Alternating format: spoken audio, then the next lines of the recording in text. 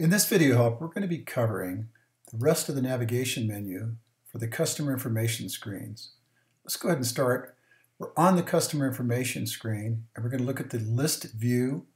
What a list view does is it lists each individual customer that is in the primary listing of people. There's another listing for the related contacts. So let's go down, and basically what it does is it gives the information for the individual and some contact information and the city and second contact, company, and email for the each one of these.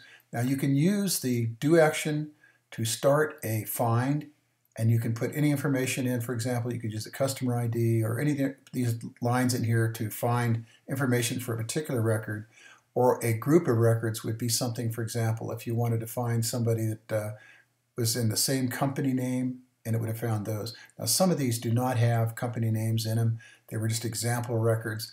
When you get the application and receive it from iTunes, none of this information will be in here, and this screen will only carry a blank area in the screen. So you'll have to start adding customers in order to see anything in this screen. So let's go back and look at the next screen, which is the Related Contacts portal.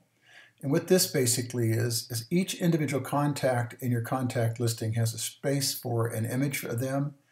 It talks about who the primary contact is for the secondary contact, and the information here provides some kind of background on that primary contact. You would add in the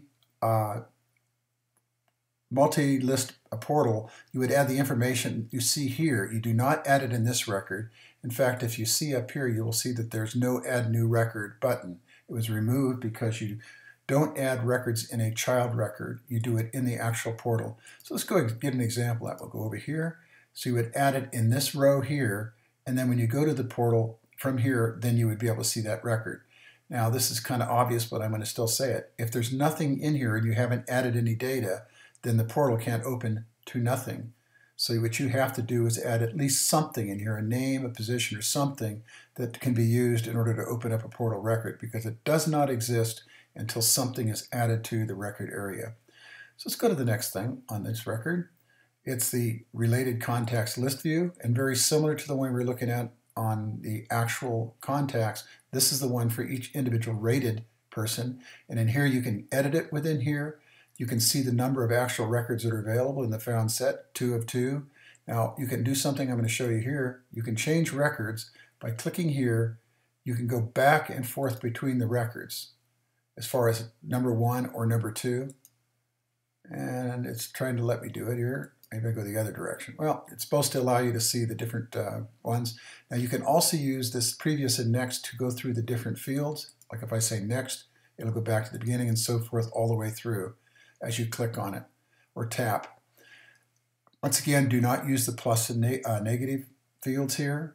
And when you're done here, you can either click this and hide the keyboard, and it still leaves it down at the bottom, or you can say done, and that hides it completely.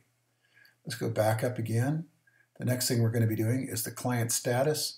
The client status is a client status field in this application where you can pick from a list that you can create, and over here you can come over and add a new record. When you add the new record, go ahead and add the data up on the top up here, and it'll be added down here at the bottom. So for example, if I say new record and I click off of it, that's what's added down in the bottom down here. If you want to edit that particular record, you can go up here by clicking the gray box and then edit that if you want to. Do not, once you've used something on this list, do not edit this, or it will cause all the rest of the places where you used it to be changed to whatever you edit it to. Okay, let's go up here to navigation again. In this case, we're going to go down to the booking UDF. And this is the individual UDF records that you saw on the front screen. And what you can do here, and the main purpose of this screen, is to either read what's in the UDF, delete it, or move back to the main record when you're back here. That's the purpose of that. Then there's the UDF list view, similar to the different people that we did, the primary and secondary contacts. Now you have the UDF listing in here, where once again you can do a find to find particular fields in this UDF record. So that would complete that.